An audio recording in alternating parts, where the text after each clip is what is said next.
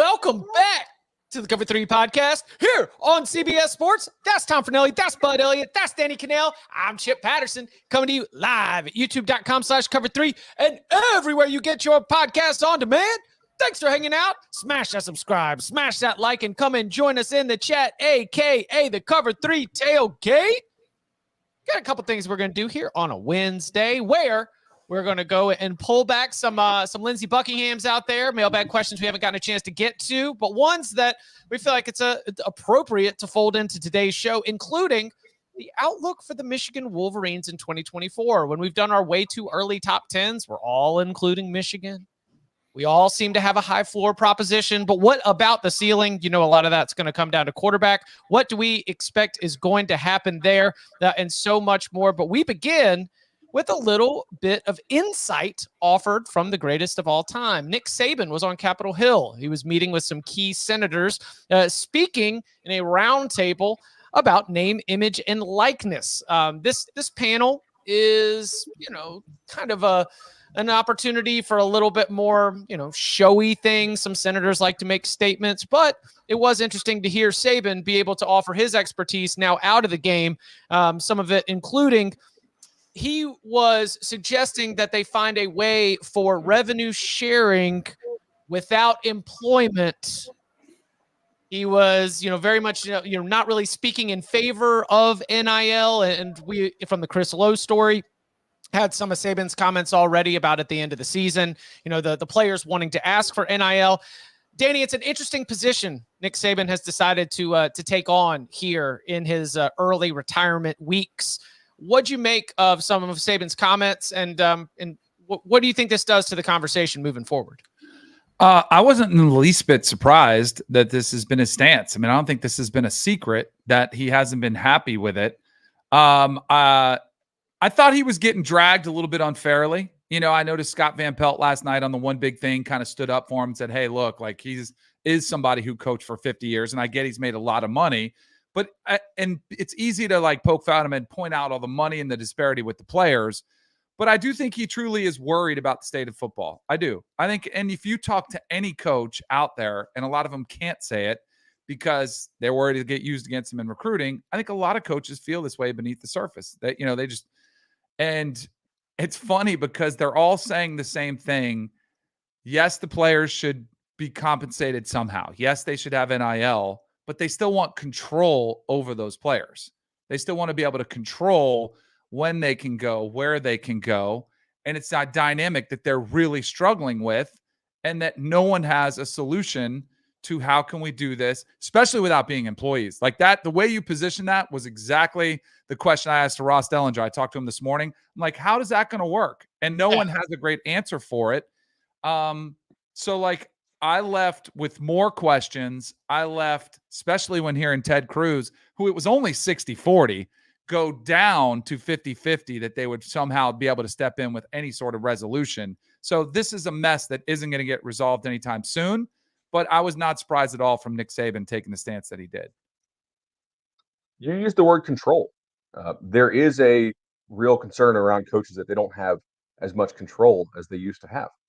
And that's because, again, we say on the show all the time, if you want control like an employee, you need to make them employees. The Supreme Court said this business model is flatly illegal. Don't come back to us with the same thing, which guess what? The House case is probably on the way if they don't settle that thing. So I'm a little surprised that Saban wasn't more progressive here. I'm a little disappointed in Nick Saban, to be honest. He's was making more than $1 million per game, right? He just retired to his $20 million beach house in addition to his lake house and all his Mercedes dealerships. He's like, that's not really the guy that to me should be speaking on players are getting some money now. Like that's a little bit hypocritical when you've made so much money off of fixed labor cost. And now instead of having to respond with an in-kind scholarship, you have to give some slightly fair approximation of what these guys are worth, because the players are worth more than the coaches. It's going to take us a good amount of time, to get there. But I thought Saban would really be a good voice for the sport when he retired and really cared about the sport more than this. And I think somebody who really cares about the sport more than this would push for a little bit more aggressive model Like, if you care about saving the sport for the long term, you're not. He's just digging his heels in.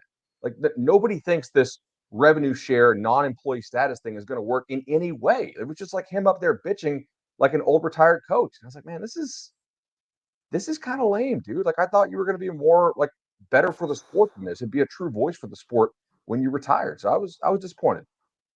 I didn't get that vibe at all.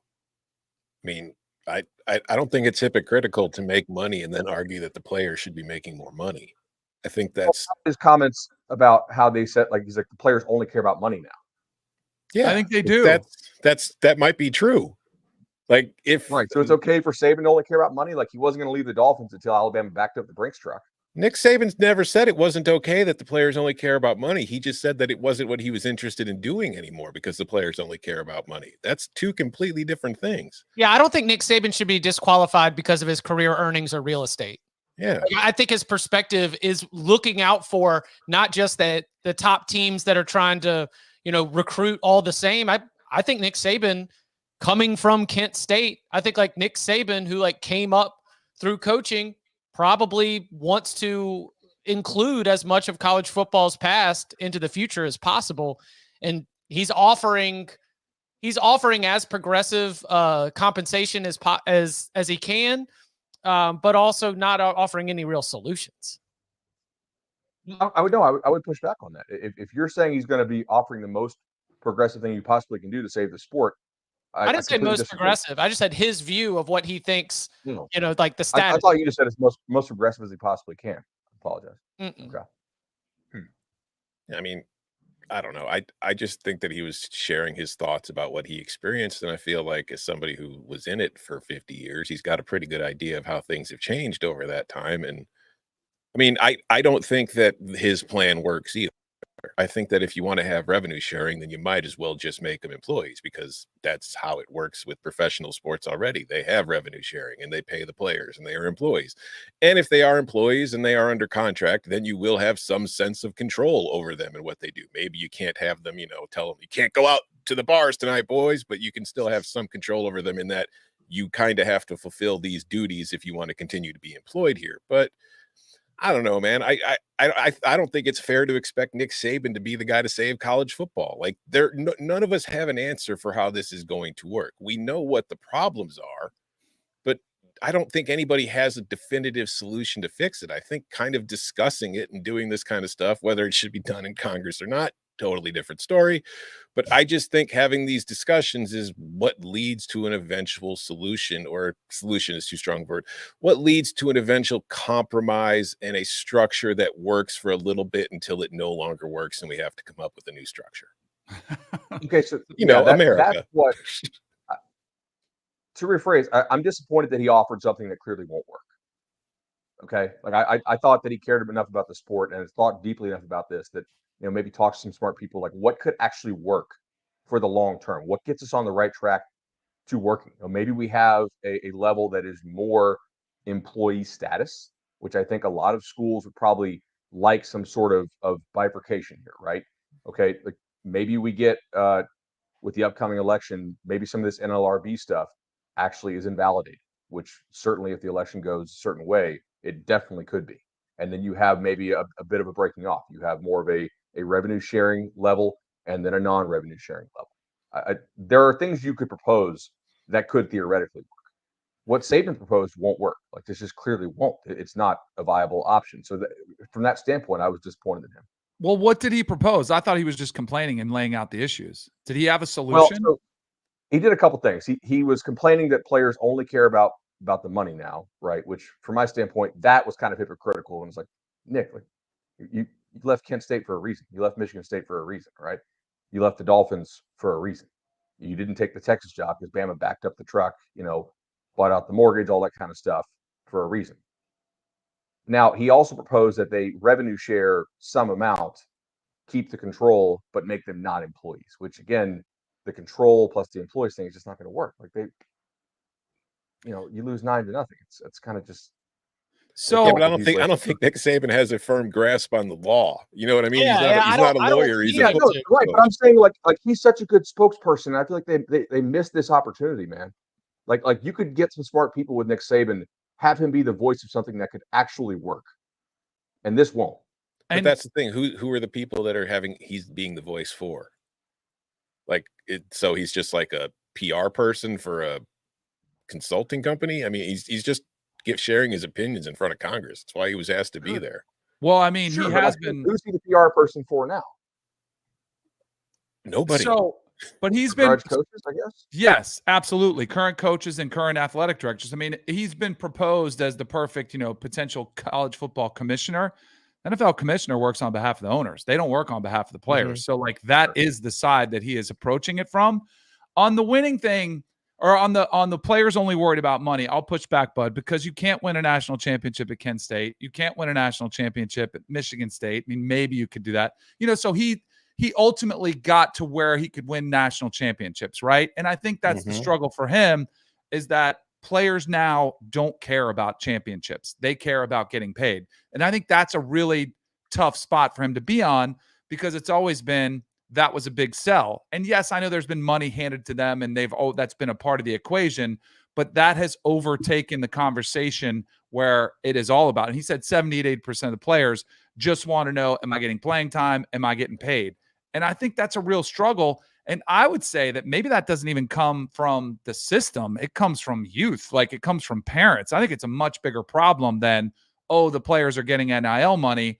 Then all of a sudden this has happened. You see this creep in at youth sports with the transferring and getting to the better schools, and in high school, where can I win? Where can I increase my best chance to get paid at the next level? And a lot of times that messaging comes from the parents.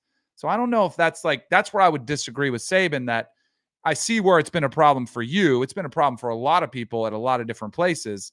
And it's the first time he's really had to deal with it. By the way, I'm sure he's pissed that he miscalculated. I mean, like it's pretty well known, like Bama's collective was not as good as some other collectives out there.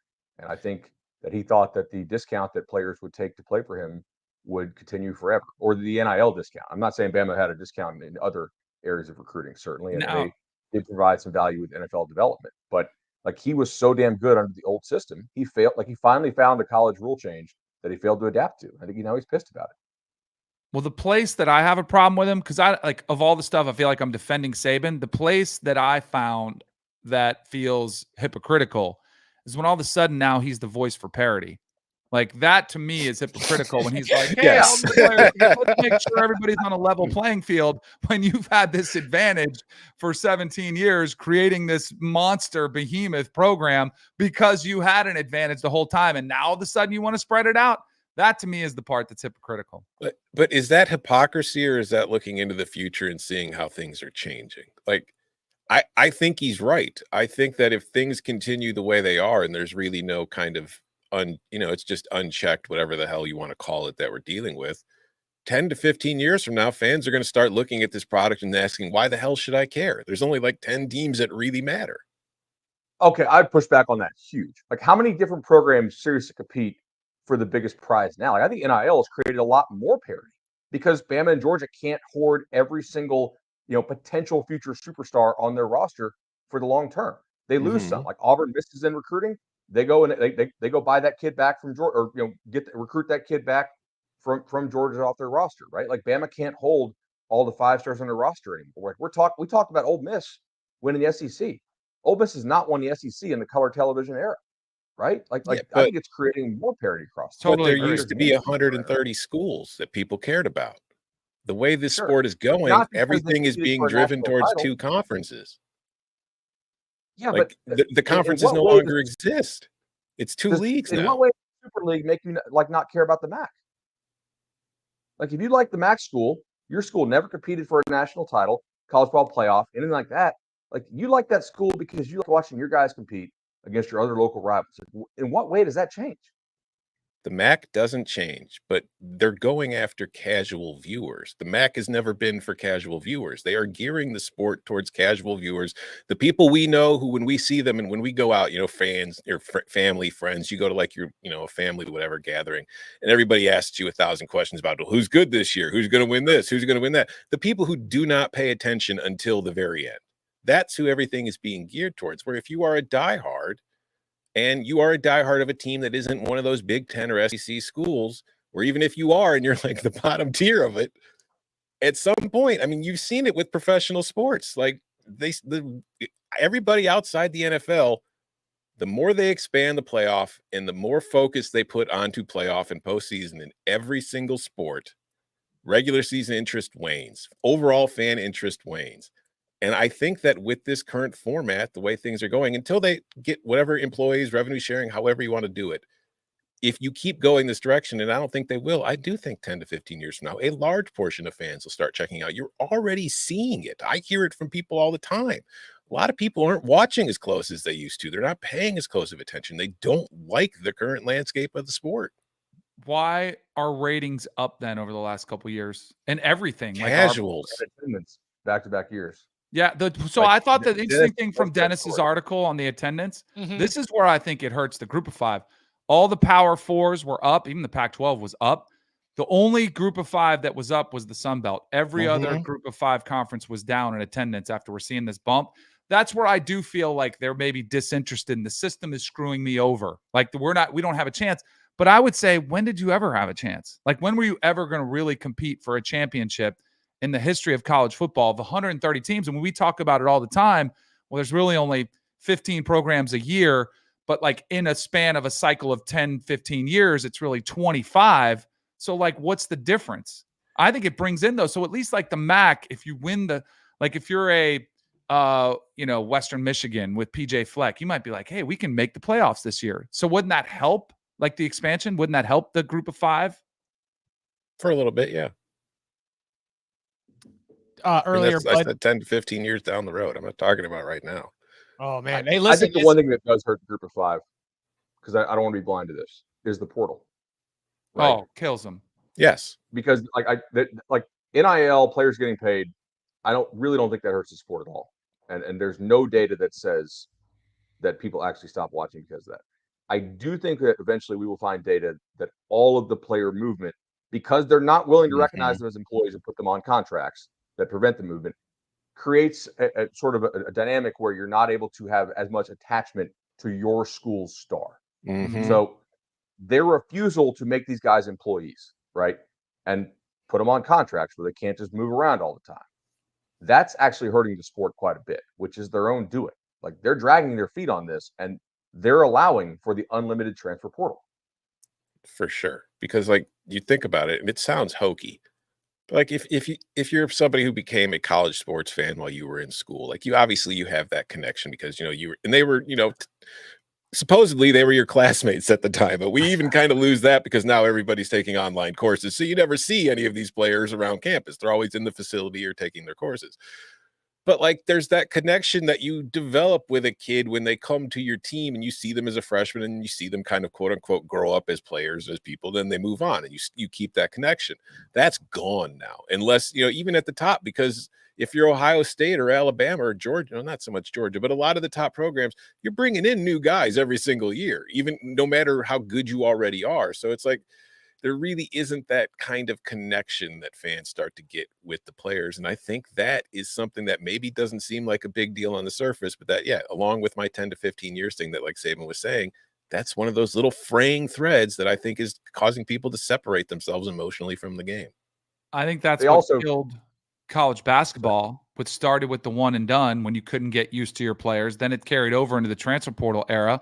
And I think it's one of the big reasons why women's basketball has been so huge. You've got stars that are there for 3 or 4 years. They're even staying for 5 years because they're going to make more money off NIL. So that's been the great solution. But I also think that's one of the reasons you have recognizable stars in Paige Beckers, Caitlin Clark, Cameron Brink, the girl at Stanford, and Angel Reese. Like, you've got a slew of stars who have been there multiple years.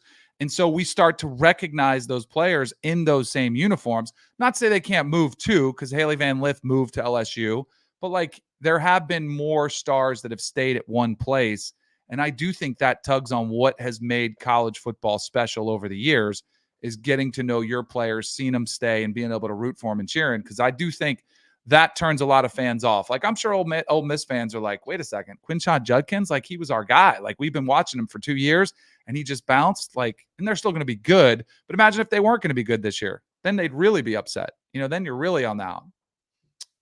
Bud mentioned the house case on our YouTube channel right now. If you've not gone to check it out, Bud, I promise these aren't plants, just a promo, but we've got the Cover 3 tailgate. Hey, Bud, thanks for the breakdown of the house case. I'm looking forward to future breakdowns on other legal cases. We got you covered. That's why it's called billable hours. Dre in the tailgate this morning. He jumped in at 9:46 a.m. before he got started. Said that breakdown was fire emoji. I've seen multiple Twitter accounts who are very interested in college football and the future of college sports. They've all been pointing to it like, hey, this is what you need to pay attention to. Bud did a good job of identifying there's not a good explainer of what exactly it is and what it's going to mean moving forward. So again, go and check it out on our Cover 3 YouTube channel where we've got that nice little breakdown. Kendall also said, killed it. So we appreciate your hard work of putting that together. We had a lot of good work on the editing side. Mikey, Greg, whole team really came through with that. So like the way it turned out. And if you want a good explainer of that case, which is driving the employment conversation in college sports, one of the reasons why they called Nick Saban up to Capitol Hill, then be sure to go and check that out. Quick question. Why did they do the roundtable, which meant nothing, as opposed to talking to the House, which would have had a lot more at stake? I would assume that's a deal. If I was Nick Saban's attorney or Nick Saban, right, I would agree to the lowest stakes, most informal, right? Like, no cross-examination. They'll have to push back. No, yes. Yeah. I do not want to be perjured for anything that is going on in terms of this conversation. So how much were your guys getting 10 years ago? Yeah. Great point. Not all those Dodge Chargers. I think that he was trying to avoid the oath and anything that could be held against him. And Nick, that's why you're the greatest. Smart man. Let's make this as informal as possible. But yeah, still his comments, yes, lead to a little bit of discussion, but also sort of lead to this bigger discussion. We appreciate everybody for rocking with us. It's a little bit wonky, but I truly believe that between our passion for college football, Bud's legal expertise, our experience covering this sport, Danny's experience being in the sport, I do think we've got a unique set of perspectives trying to navigate what is a murky and uncertain future for this sport we love so much. I apologize about the length of the video. YouTube indexes at 8 minutes. So I got done with that thing about 6 minutes and 30 seconds. And I was like, I need to kind of just, don't give away the secrets. If you watch 6 minutes, 30 seconds of that, I'm pretty happy. Okay. But just talking like, so when it comes to the employment. Yeah. Is listen to the pod on 1.5. Just play it back on 0.5. Yeah. There you go. All right. Coming up on the other side, a Michigan great who was a part of Jim Harbaugh's staff is not going to be around. Is that a big deal or no big deal? And so that we can get some actual football talk going, what's going to happen at quarterback for Michigan in 2024? All that and more next. It's time for the madness. And CBS Sports HQ has your wall-to-wall NCAA tournament coverage. We got your game highlights, expert analysis, and insights all the way to the Final Four. Start and end your March Madness coverage with CBS Sports HQ. We here at the Cover 3 podcast are so excited to welcome a new podcast to the CBS Sports family. It's that month. We know you're craving hoops, but maybe not just on the college level. Beyond the Arc is a brand new show featuring daily NBA conversations with hosts John Gonzalez, Bill Ryder, and Ashley Nicole Moss, as well as regular appearances from NBA champion Avery Johnson. Download and follow Beyond the Arc wherever you find this podcast. Back here on the Cover 3 podcast, Michigan spring practice will get going here in about 5 days. March 18th is when they'll get rocking and rolling. And now we are finally starting to finalize the coaching staff for Sharon Moore in his first year as the permanent head coach. Tom, Mike Hart, running backs coach, it's not going to be a part of the staff for the Wolverines. Big deal, no deal, medium deal. What's the thought here? Medium deal. Okay. I think that, Mike Hart, obviously a former Wolverine. been on that staff for a while, wasn't good running backs coach for him, was a good recruiter for them. Losing him is not, going to make you happy, but Mike Hart, I don't think he's irreplaceable either. Like, I think you could find another running backs coach who maybe doesn't have the same emotional connection to the program. He'd still be okay. So I think it's a medium deal. I don't know if it's going to really shake anything up too much. Same. I think they would rather have kept him if he was cool in the role that he had. That was something I didn't want to speak out of turn here, but wasn't there Mike friction? Hart? Well, wasn't there some Mike Hart wants more for Mike Hart amidst all this turnover? And Wasn't there Mike Hart wants to be the next coach? That is right. my understanding. Yeah. Yes. Okay. And so when Sharon Moore is named the next head coach, now we've created some friction. Yeah. Mm-hmm. Especially if you're still going to be the running backs coach and there's no kind of promotion in it. I mean, and he's been a guy that's been mentioned before this season as potentially the next coach. He played there. I'm sure there's some egos involved here. I think this is kind of normal. I don't look at it as some red flag. I think it's just normal that you would see somebody be like, wait a second, I thought I was going to be the guy and I'm not getting any bump. Like, I don't think it's I don't think it's that big of a deal. What about his recruiting, Bud? I mean, or do you look at him as one of on Sharon Moore's staff as it stands right now? Does the recruiting apparatus take a big hit with the loss of Hart, or has Moore in his time since joining that staff been able to have enough wins and drive enough recruiting success himself that you're not going to think that Moore was going to be leaning on Hart in such a way that that's going to take a step back?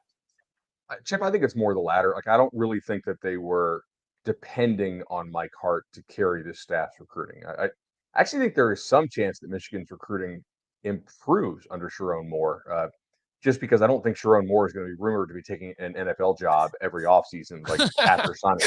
I mean, I do think that sort of impacted Michigan a little bit in recruiting. I don't think it was an enormous deal. It wasn't a deal breaker for most kids, but you can't tell me on the margins that the question of like, hey, this head coach tries to leave for the NFL every single offseason, very clearly, didn't have some impact on the elite players who have a lot of options. So, no, I don't think the Mike Hart thing is going to hurt their recruiting too much. Do y'all know who the reports are indicating is being targeted for Michigan staff? It's a school in the Midwest, so I got to assume Tony Alford's name has popped up. You got it. Yeah. Notre Dame, Michigan, Ohio State. It's just, there's like that whole triangle. Yeah, they're just all jumping around because Tony Alford's on the staff right now at Ohio State, correct? Yeah. That'd be something. That would be something. Sharon Moore going to get Tony Alford from Ohio State. Again, those are just reports literally this morning. We'll see if there's any movement on that here in the next 24 hours or so before we're back with you on Thursday. And on Thursdays, we like to dive into the big old bag of mail. We don't always have time for all of the excellent questions that get in there. But that doesn't mean that we forget them. So when it is appropriate, like when we're talking about Michigan football, I'd like to throw them in. So this question comes from Seth. Best college football pod out there. Been listening since the 24/7 days. I am a huge Michigan fan, and I am on cloud 9 right now. However, looking ahead to 2024, I see 3 to 4 losses easy. What is going to happen at quarterback? We have Alex Orji, Jaden Denegal, Jaden Davis. He did not include Jack Tuttle. He said, I guess he didn't know about the 7th year of eligibility that was going to be granted to Jack Tuttle. He said, I'm worried about the offense. Thoughts? So Mikey has put together a nice little breakdown for us that we can look at. So yes, Jack Tuttle, year 7.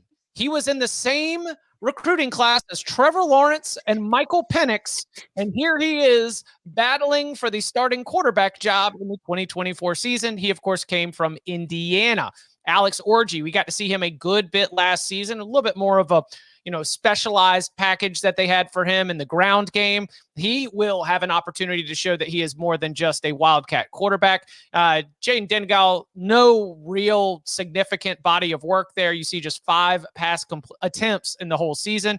And then the true freshman, Jaden Davis. He arrives, a blue chip player coming out of high school who will, represent what could be a high future for them. Whether they need him in 2024, that's yet to be seen, especially with some other experience there. But I'll throw it to you first here, especially with your knowledge of Davis and some of the prospects behind these guys. How do you think it's going to end up playing out for Michigan's offense? Yeah, so I kind of am curious, like, what are Michigan's goals for this season, right? Do they feel like they have a team that can compete for the national title, or just a team that can compete to win the Big Ten, or maybe like, hey, like internally we feel like making the playoff would be a good goal? My guess is probably somewhere in the middle. Like, they definitely probably still feel like they can win the Big Ten with this team, but you need to kind of craft your offense with 2 goals. One, long term, what does Sharon Moore want to run independent of Harbaugh? Now, I think they were running a lot of Sharon stuff, but there's certainly a hell of a lot of Harbaugh influence in what they ran. Number 2, as a first-time head coach, it is pretty important that you get off on the right foot and you play to your strengths. The strengths of this team will be this defense, because this defense is going to be absolutely nasty again. You still have Kenneth Grant. You still have Mason Grant. Josiah Stewart came back. You got Jay Sean coming over from Maryland at linebacker. A lot of your secondary is back. I mean, Rod Moore's back. Will Johnson's back. So who's not back is Ladarius Henderson, Trevor Keegan, Drake Nugent, Zach Zinter, and Carson Barnhart. That's like your whole offensive line. My guess here is they're going to need more help in the run game than they had, and thus I think adding a +1 runner at quarterback makes a lot of sense, because they also lost a decent bit of their playmakers at receiver, who looked pretty damn good at the combine, by the way. So we may be underrating the quality of the losses that they had there at the receiver position. So I would guess that it's going to be Orji or maybe Denegal. Their OC said that Denegal was the most improved player on offense last year. I got that from the Brandon Marcello piece that he put out on the Big Burning Questions for the Big Ten this spring. But, man, they put Orji in games and trusted him to run around. He only attempted 1 pass, I believe. So how sort of grounded pound will this Michigan offense look? I think potentially like very grounded pound with a lot of QB run game is what I'm anticipating. Like them in South Carolina feel very similar to me in how I think approach-wise they could look this year with some of the QB run game stuff. If Jaden Davis is able to make a jump and take over that offense, that would be very surprising to me as a true freshman, with all of the new pieces there as well. But like, I think Michigan, man, if you just have some kind of like really good run game with the QB and you play defense like that, they could win 10 games. So that's kind of what I think they'll probably do.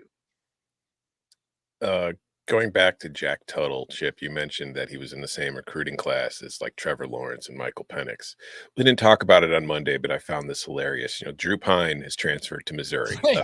He left Notre Dame and went to Arizona State. Now he's at Missouri.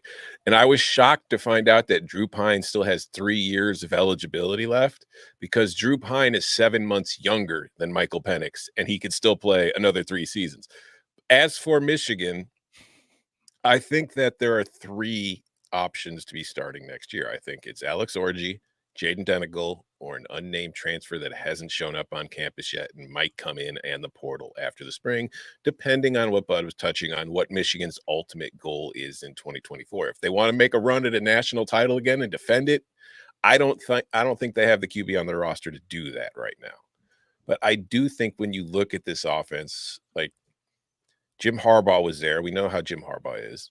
Sharon Moore is the offensive coordinator. Sharon Moore is an offensive line coach. When you watch Michigan's offense last year, the run game was far more complicated than the passing game. Like, they did more as far as formations and shifts when they were running the ball than when they were passing. Like, you might get a guy go in motion on a pass. You might not. Probably not. But in the run game, oh, my God, everybody's shifting all around. They're changing around. They're getting guys, whatever. So I think you're probably going to see more of that because I think Sherrone Moore just really likes running the ball. I think there's a reason Jim Harbaugh promoted him to be offensive coordinator, and there is the question marks of the offensive line. So I do think there's a chance Alex Orji is the starter because of what he brings. But I don't know if he threw a pass last year, and that's one of the things because you know that they trust him because they used him in the biggest games. They brought him in against Ohio State. They brought him in against Alabama. They brought him in against Washington. He didn't throw a pass in any of those games. So it's like they clearly like him, but what is he as a passer? Because if he's in there and he can't throw, then your offense becomes a lot easier to defend if the defense doesn't give a damn about you possibly throwing the ball. As for Jaden Denegal, you touched on it, bud. Kurt Campbell talked about how improved he was. He's huge. He's like 6'5". Yeah. He's a big boy, but he's not exactly the most mobile guy, but they do say he's very accurate. So you could see him, and if they want to just go kind of pro stylish, we're going to be leaning on the run, but we're still going to want to throw the ball. Denegal might be the better option, whereas we're not going to use him in the run game. But we do think, if we go with the J.J. McCarthy plan of third and J.J. bail us out after we get 3 yards on the first 2 plays, Denegal might be the better option for him. So that's the other one. But Jaden Davis, I think, is the QB of the future. I do not think it would be fair to Jaden Davis to have a true freshman come in and have him starting for the defending national champions. I think that would just be a bad spot. So I think it's Denegal or Orji, but I don't think we should rule out the possibility of a transfer this spring. I don't think you're going to ask him to do too much no matter who it is. I mean, they didn't ask J.J. McCarthy to do a whole lot. I'm saying like attempts-wise, volume. It's going to be between 18 and 25 attempts mostly. And then every once in a while, maybe if there's an opportunity to air it out, you might go 30. The thing I'm kind of more interested in on the defense because I think they're going to run the ball. I think they're going to be exactly who they were on the offensive side of the ball. It's going to be a different quarterback and there'll be some growing pains, but like it's not a quarterback dependent system and Donovan Edwards is going to get a lot of work. But with Martindale coming in as the defensive coordinator, more blitzing, more man coverage, that opens up your vulnerability when they play USC, when they play Texas. If you don't get home or if you aren't running stride for stride and you don't cover, so that's a lot of yards after the catch. That's a lot of big plays. So are they forced to become something they haven't had to be, playing from behind? All of a sudden you look up, you're 10 points down because you gave up a couple big plays. Like that to me is the more interesting dynamic that could find Michigan a little bit more vulnerable than this past season because they're playing, we've joked about it before about the Big Ten defenses, how they do against these new, well, they're not only getting USC from out of the conference, they're getting the Texas, who's got so many fireworks. So I'm really curious to see how Michigan's defense stacks up where it's been dominant the last couple of years. I don't know if they can be as effective in the run game with all the turnover on the offensive line. I mean, there's some program development there you got to trust, right? Well, that's what I'm kind of going. Yeah. So trust what they've done. Well, I would counter that by saying they dealt with a lot of injuries on the offensive line last year, and they were still able to run the ball down Alabama and Washington's throat in playoff games. So, I mean, again, it's a mindset. You look at, again, going back, you look at their run game and how they do things and just the variety of ways that it's like there's zones sometimes, they're man, there's inside, there's out. They look like the San Francisco 49ers in the run game. In the pass game, they look like 1995 Michigan, but in the run game, they look like, an NFL offense. It's incredible what they do.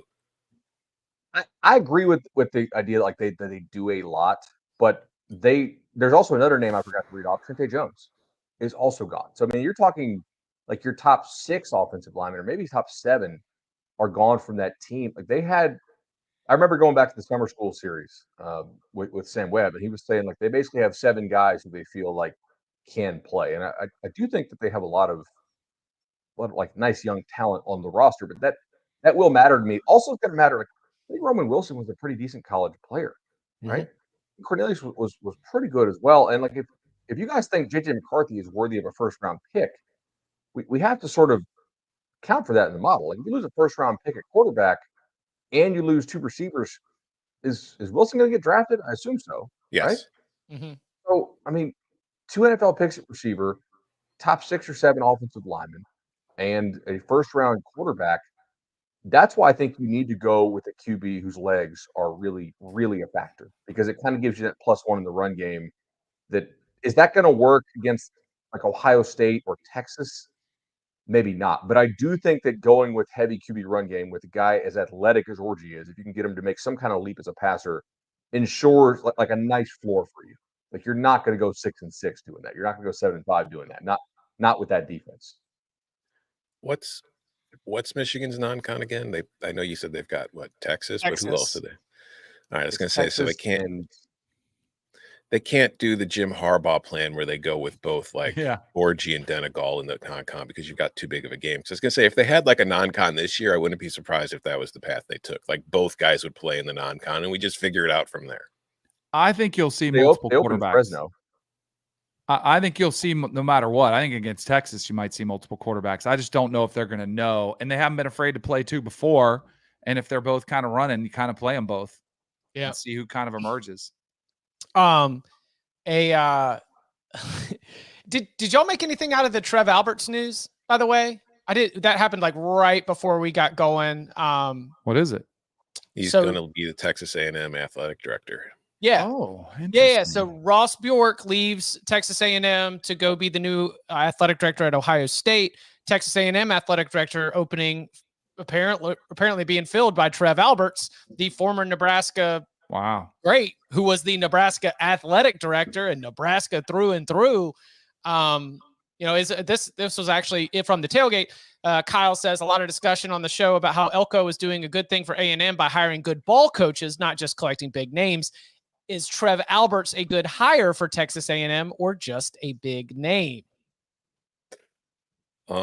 First of all, shout out to Ryan for saying he can't believe Chip closed the AD carousel.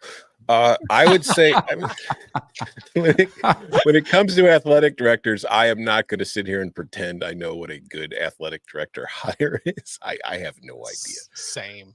But it is surprising to me that Alberts is leaving Nebraska for A&M because, like you said, Chip, he's a Nebraska legend. He's been there only a couple of years and he's beloved there. So if he's leaving for A&M, I feel like they've thrown a giant bag at him, and because I can't figure out another reason why he would go. So will it work? I have no idea. But you're going to a place that clearly has the revenue source to do what you want to do. It's just, can you corral everybody? I don't know. Like if I talked about this in Slack this morning with our fellow college football compatriots, but if Trev Alberts goes to A&M and fails, like a lot of things that happen at A&M, I wouldn't put it on Alberts as much as I would put it on Texas A&M. Did the question say that Ross Bjork was a great AD? No. Because, I mean, that's the thing. Ross Bjork was going. I mean, Kyle did hire Jimbo. Right. He's made some mistakes, which was kind of wild that you can fail forward in that industry based on perception. He did not hire Jimbo. He gave him the fully guaranteed deal. Mm-hmm. Yeah. Scott Woodward hired him the first time. Right.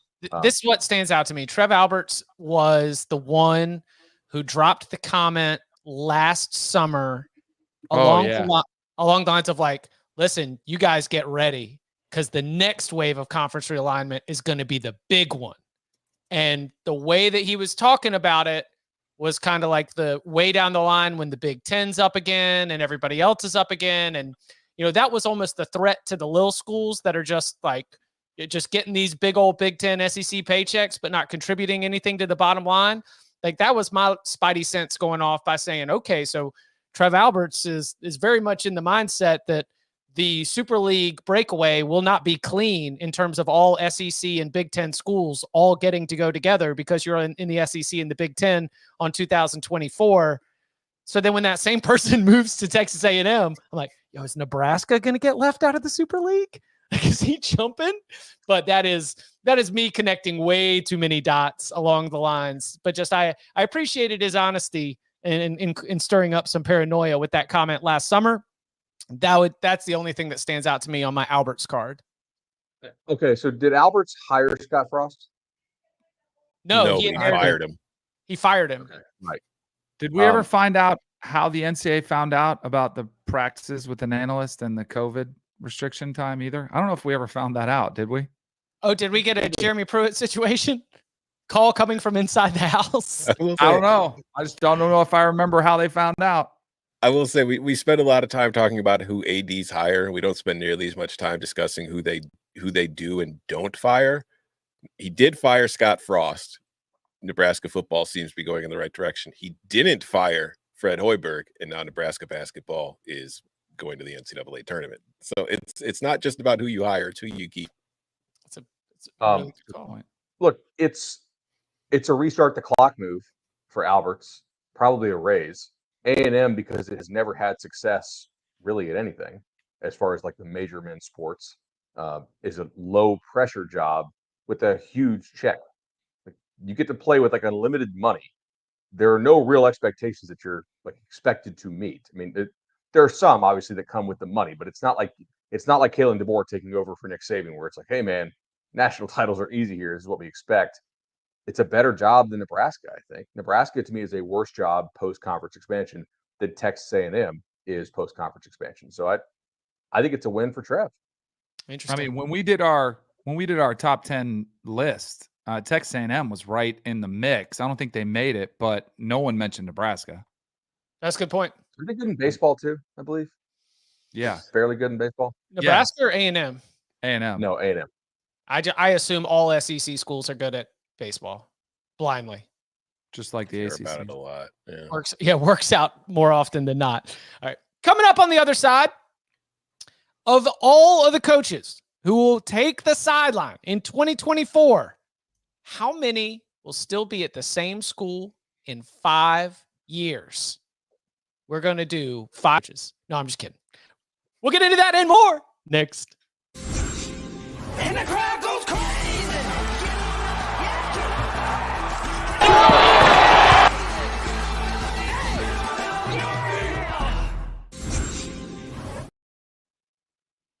Back here on the Cover 3 podcast. This question coming from about a month ago. I liked it a lot, but let's make sure we hit it before we get out of here. Dominic says, love the show. You guys remind me of the Ninja Turtles. Chip is Leonardo. Danny brings the humor as Michelangelo. Tom mixes humor with intelligence as Raphael. And Bud is obviously the studious, serious Donatello. Have a mailbag question. Everybody wants to know how the new coaches are going to do with the next 5 years. My question is a bit different. Of the 134 coaches who are now at schools, how many will still be at the same school in 5 years? I would set the over-under at 50.5 and probably take the under. All right. I have a question for you guys. How many coaches are still around in the same job from 5 years ago? 7. Damn. Good. I did some research. So I am doing the Donatello thing here today. Like I actually did some research on it. All right, from 5 years ago. So 5 years ago would be 2019 season. Yeah. I'm going to say 57. Danny?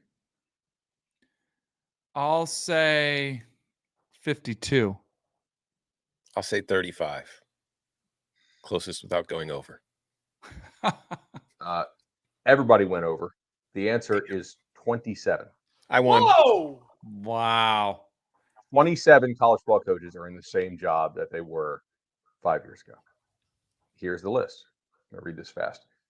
Dabo, Ryan Day, Kirby Smart, Troy Calhoun, PJ Fleck, James Franklin, Kyle Whittingham, Kirk Ferentz, Dave Clawson, Mike Gundy, Chris Kleiman, Pat Narduzzi, Mark Stoops, Justin Wilcox, Chuck Martin, Jim McElwain, Mac Brown, Matt Campbell, Kalani Sitake, Jason Candle, Chris Creighton, Neil Brown, Jeff Munkin, Dave Doran, Mike Bloomgren, Mike Loxley, and Scott Leffler. Wow.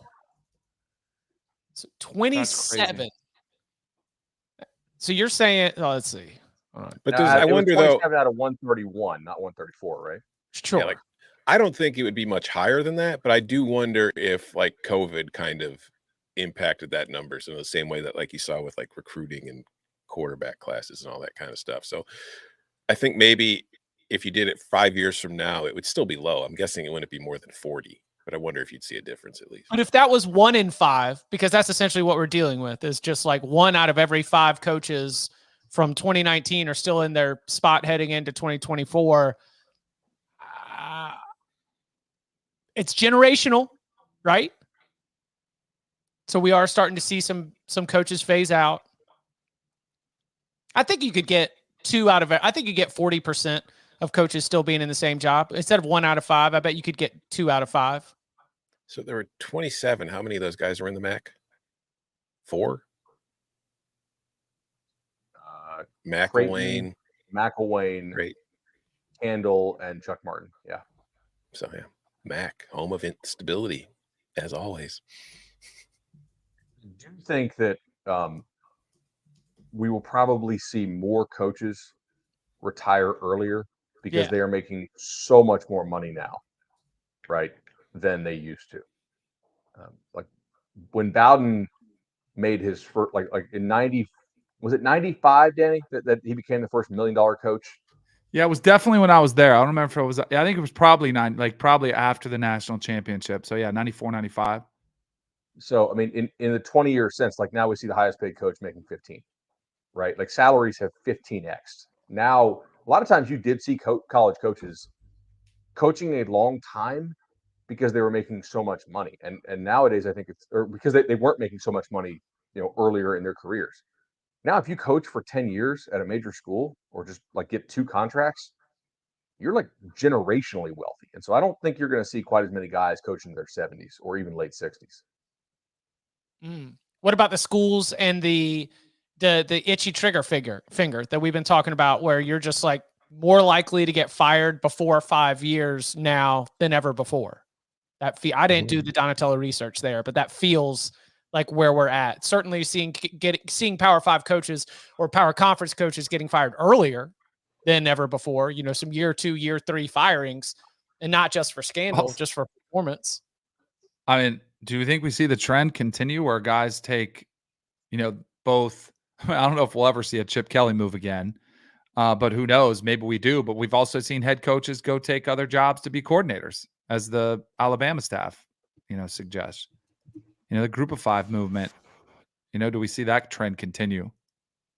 Where you get there and like a Group of 5 becomes even more mercenary.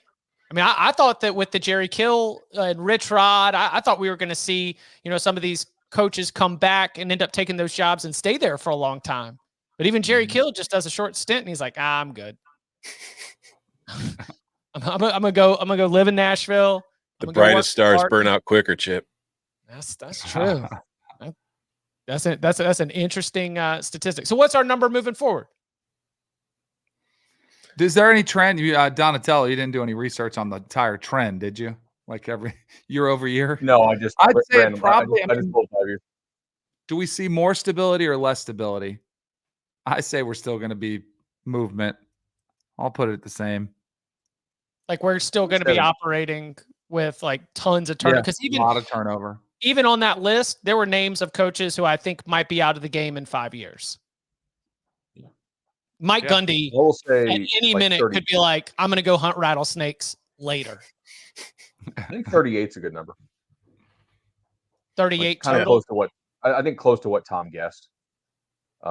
We're definitely seeing some of the guys who were in jobs in 2019 who no longer have them were really impacted by that first early signing period cycle. It just really crushed expectations, and a lot of guys put a lot of eggs in that basket, and overwhelmingly the attrition from those, without the compensatory nature of the transfer portal, which wouldn't really fully come until 2 years later, to be able to make up for all the mistakes that you had in that sort of like brand new hire, early signing period window, adverse selection city, where the guys you're actually available to get in such a short courtship period were oftentimes there for the taking for bad reasons, right? Thus, sorry, I'm just repeating myself with adverse selection. But yeah, so I think that was sort of a unique time in our sport, plus the COVID thing that went on. So I think closer to 40 is probably a smarter number. 27 feels maybe uniquely low. There were over 30 coaching hires in this bananas coaching carousel that we covered so extensively. How many of them make it to year 5 at the same school? 6. Whoa. No. 20%. No, I'm going to say 10. 6. To year 5. I'll go 8. I think it's low. These are some high pressure jobs too. Chip is such an optimist. Oh, I think a whole third of them will go. You just said we had 30 coaching changes this offseason. You think 30% of them will go? Yeah. Oh, you got it. Yeah. This time it's going to work. Did it work for those couples? No, but I think it might work for us. Oh man, Donatella, thank you for doing that research. We really appreciate it. These are awesome questions, and they come from you filling up the big old bag of mail, joining us live in the Cover 3 tailgate, and offering your conversation topics. We love it, and that's exactly going to be the focus of our show tomorrow, Thursday, 11 a.m. Eastern time. So come and join us. Live mailbag questions from the Cover 3 tailgate and questions from the big old bag of mail. And you can follow him on Twitter at Tom Fernelli. You can follow him at Danny Cannell. You can follow him at Bud Elliott 3. You can follow me at Chip_Patterson. Gentlemen, thank you very much. Raphael was my favorite Ninja Turtle, so thank you for that.